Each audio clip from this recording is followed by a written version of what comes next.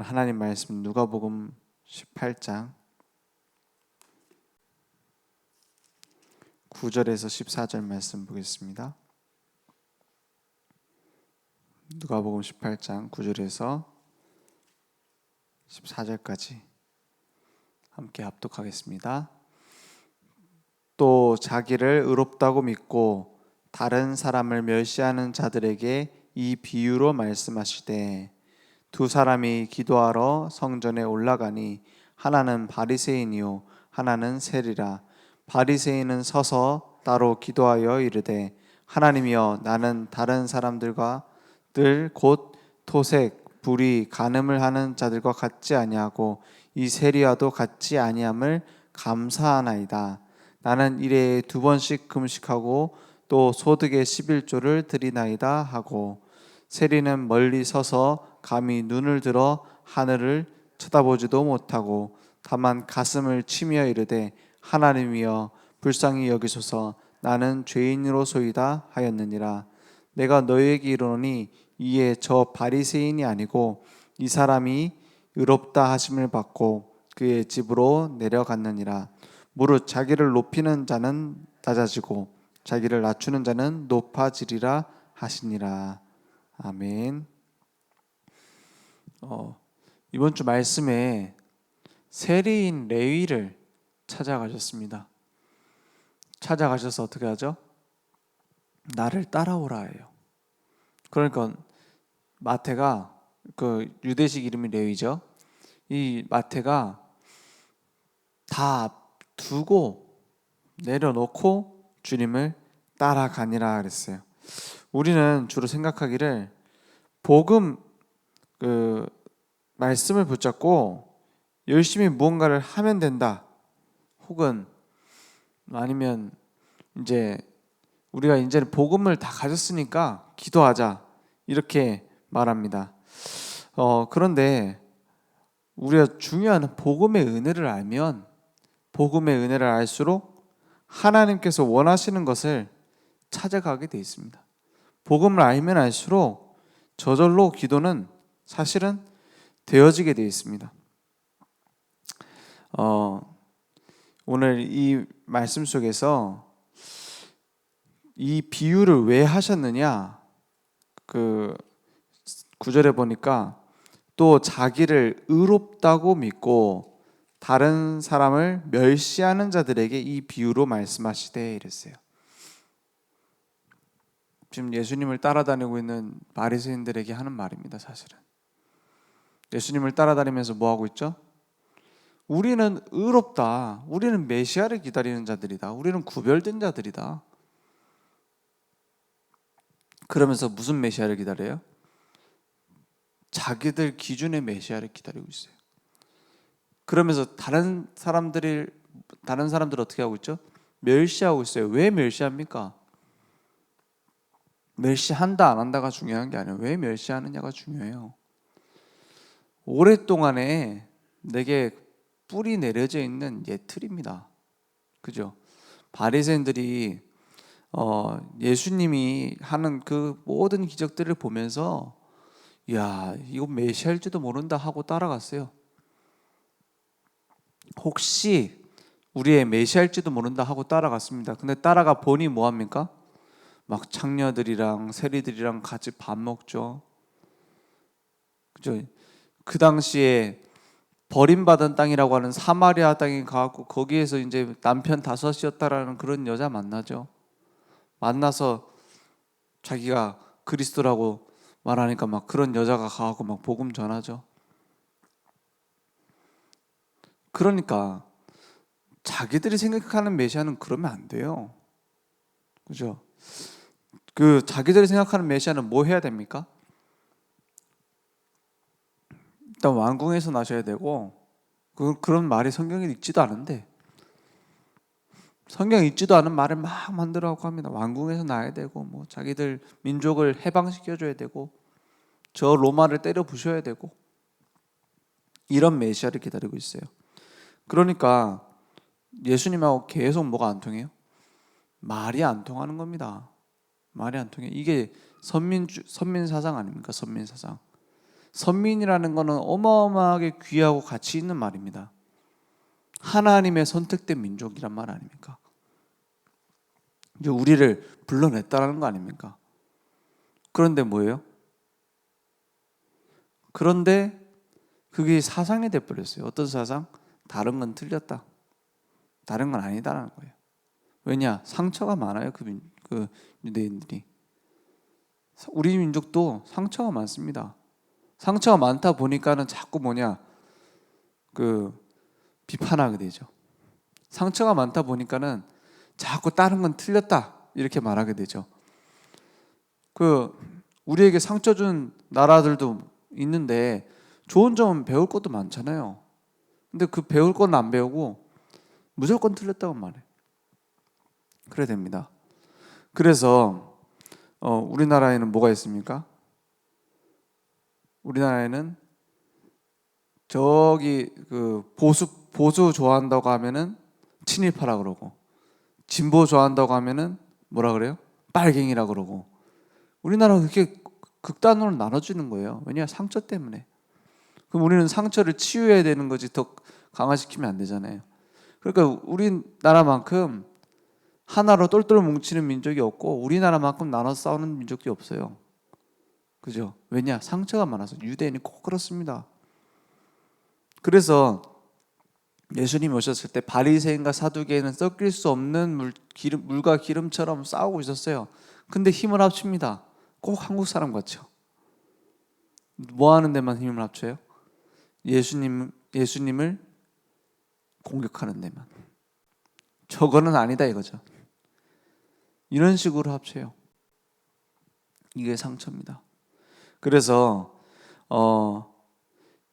세관에 앉아있는 레위를 부르시니 바리새인들은, 서기관들은 비방을 하는 겁니다. 아니 뭐 저런 자를 부르냐. 이걸 누가복음 5장 30절에 보니까 바리새인과 그들의 서기관들이 그 제자들을 비방하여 이르되 너희가 어찌하여 세리와 죄인과 함께 먹고 마시느냐 그랬어요. 유대인들의 그 의식주 문화를 보면은 같이 먹는다는 건 굉장히 중요합니다. 우리는 밥 한 번 먹은 거 가지고 뭐라 하냐. 밥 한 번 먹는다는 게 굉장히 중요해요. 이 사람들은. 그게 율법에 딱 기록이 됐습니다. 율법 중에 623가지인가? 그 정도가 먹는 거에 대한 거잖아요. 뭘 먹으면 되고 뭘 먹으면 안 되고 이게 엄청 많이 나와 있습니다. 그 율법 지켜야 되는 그 안에 먹는 거에 대한 게 굉장히 많아요. 무슨 얘기냐? 그게 자기들의 생활 습관이에요. 그런 것을 딱 기준으로 가지고 보니 예수님의 걸음은 엉터리라. 맞죠? 이런 식으로 생각하고 있어요. 저는 유대교를 깨려고 하는 건가? 우리가 가지고 있는 그 종교적인 것을 깨려고 하는 건가 보다.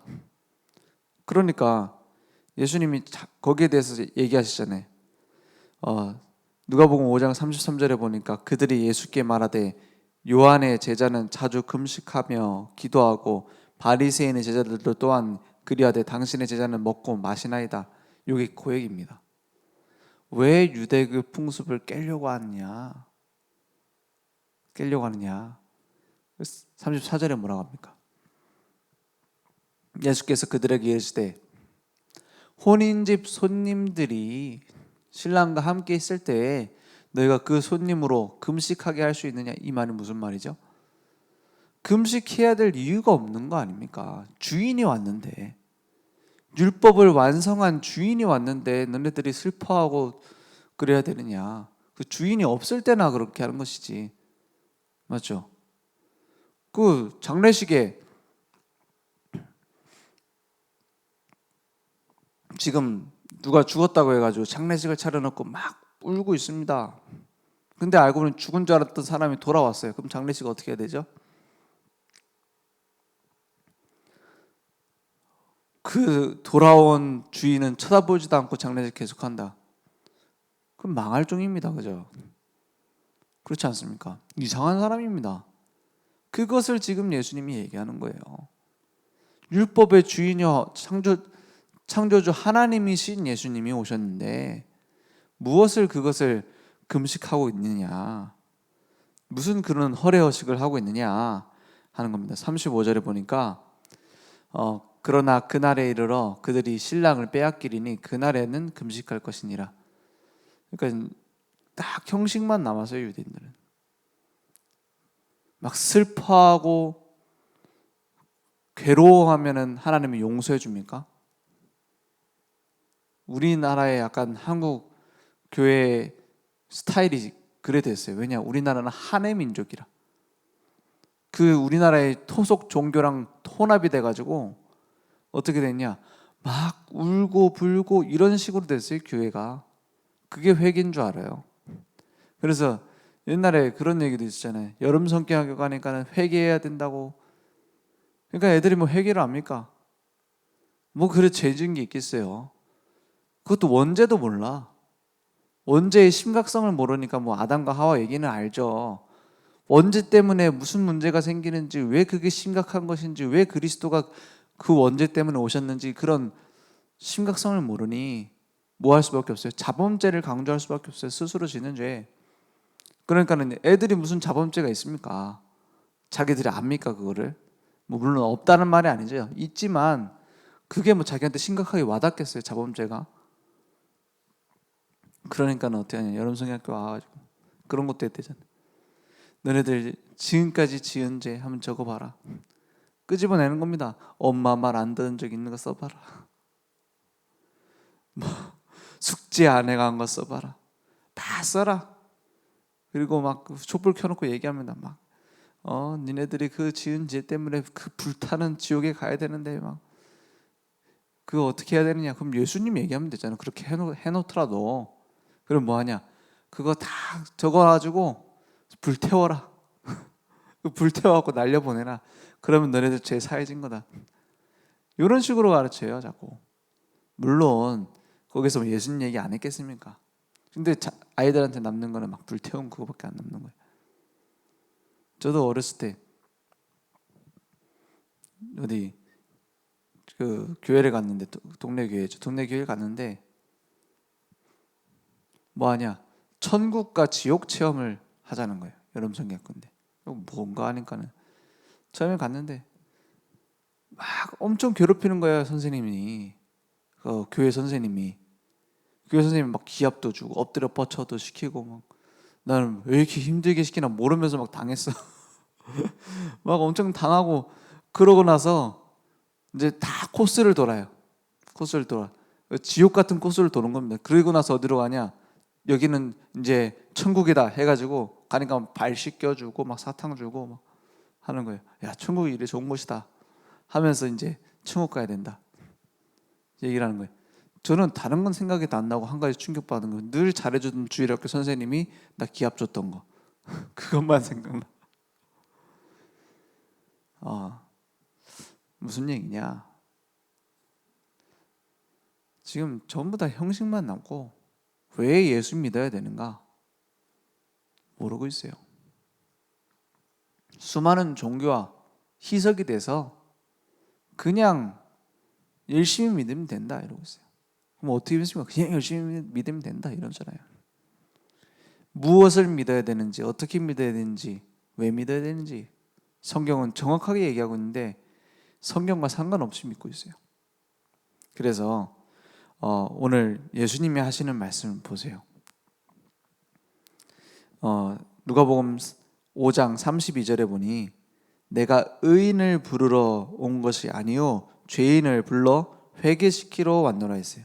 오늘 그 읽었던 누가복음 18장 14절에도 같은 말씀 아닙니까? 무릇 자기를 높이는 자는 낮아지고 자기를 낮추는 자는 높아지리라. 이건 겸손하게 살아라 이 말이 아니죠. 하나님의 은혜를 알고 살아야 됩니다. 그렇죠? 우리는 은혜로 받았어요. 은혜로 받아 구원받았어요. 에베소서 2장 8절 9절 너희는 그 은혜에 의하여 믿음으로 말미암아 구원을 받았으니 이것은 뭐예요? 너희에게서 난 것이 아니오 하나님의 선물이라. 그 은혜로 받았어요. 그 은혜로 받았으니 취소됩니까? 어떤 사람은 구원받은 거 취소될 수 있다고 막 가르쳐요. 구원은 받을 수 있지만, 예수 믿어 구원받지만 잘못 믿으면은 똑바로 안 하면 이란 말이죠. 그러니까 똑바로 안 하면 구원 취소된다, 이렇게 말해요. 그럼 하나님이 야, 너는 구원받을 거니까 구원했다. 아이, 근데 좀 생각해 보니까 내가 실수했네, 취소다. 하나님 이럽니까? 완전히 사람 기준이. 그래갖고 제가 우리 신학교에서 캠프를 하는데 제 옆에 같이 가는 팀이 그 얘기를 해가지고 구원 취소될 수 있다는 거예요. 그리고 아니, 지금까지 뭐 신학 공부를 어디서 했는데 자꾸 같이 해놓고 왜 그러냐. 그러니까는 그래, 예수 믿어 구원받지만 취소될 수 있다. 성경에 어디 그래 돼 있냐? 뭐 어디 막 이렇게 돼 있대. 근데 정확한 성경 구절이 아니에요. 그냥 약간 그렇게도 해석을 할 수 있는 부분을 자꾸 얘기를 하는 거예요. 그리고 분명하게 말하고 있는 성경에는 이렇게 돼 있지 않느냐. 너희는 그 은혜로 구원받는다고 돼 있잖아요. 확실하게 돼 있잖아요. 단정적으로 얘기하고 있잖아요. 예수 믿어 구원받는다고. 그러니까 나중에 결국에는 핑계처럼 하는 말이 뭐냐? 그렇게 말해야 똑바로 살 거 아니냐. 그렇게 말하면 똑바로 살게 하는 게 목적입니까? 성경대로 믿는 게 목적입니까? 성경대로 믿어야 되잖아요. 그죠? 우리 기준이 성경 아닙니까? 그래서 천주교에서 나왔지 않으면 천주교 다시 돌아가야지 뭐. 그죠? 성경대로 믿으려고 우리가 천주교에서 나온 거 아닙니까? 사실은 뭐 부정부패도 했지만 성경대로 믿어야 될 거 아닙니까? 그 예수 믿어 구원받고, 예수 믿음으로 인해서 그 은혜 받음으로 인해서 응답받고 증인되는 거 아닙니까?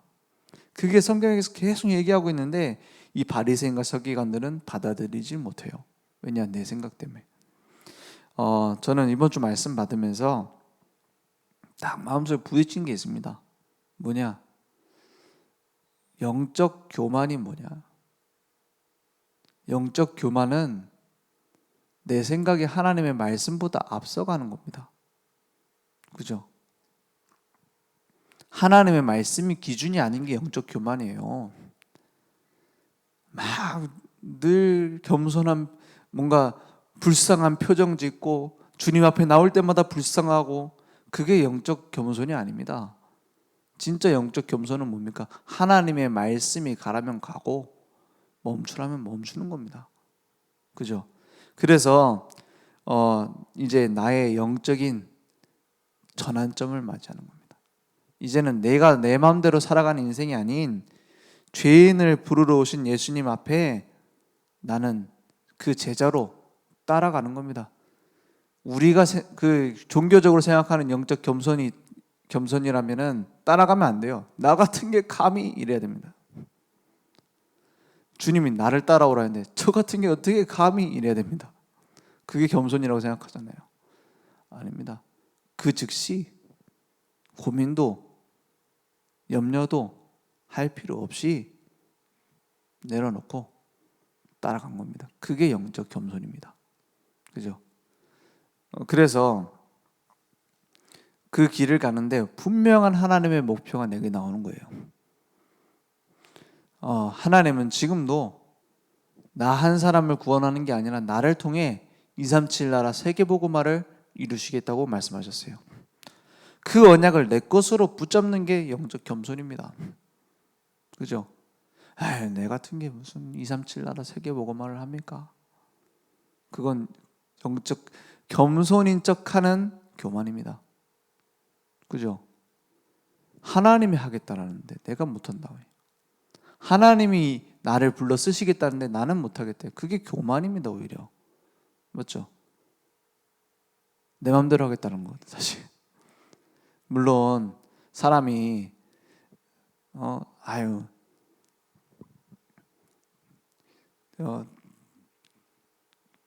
저한테 와가지고 윤종영 목사님 오늘 말씀 은혜 많이 받았습니다. 근데 역시 은혜 많이 받으셨죠? 이러면 좀 이상한 사람이잖아요. 그렇죠? 어쩌네. 그런데 저 같은 게 감히 말씀을 전했는데 무슨 은혜를 받습니까? 이건 맞는 말인 것처럼 틀린 말이에요. 제가 하는 일이 아니잖아요. 그죠? 그러면 하나님이 그렇게 하셨군요. 이게 맞는 말 아닙니까? 그죠? 무슨 얘기냐?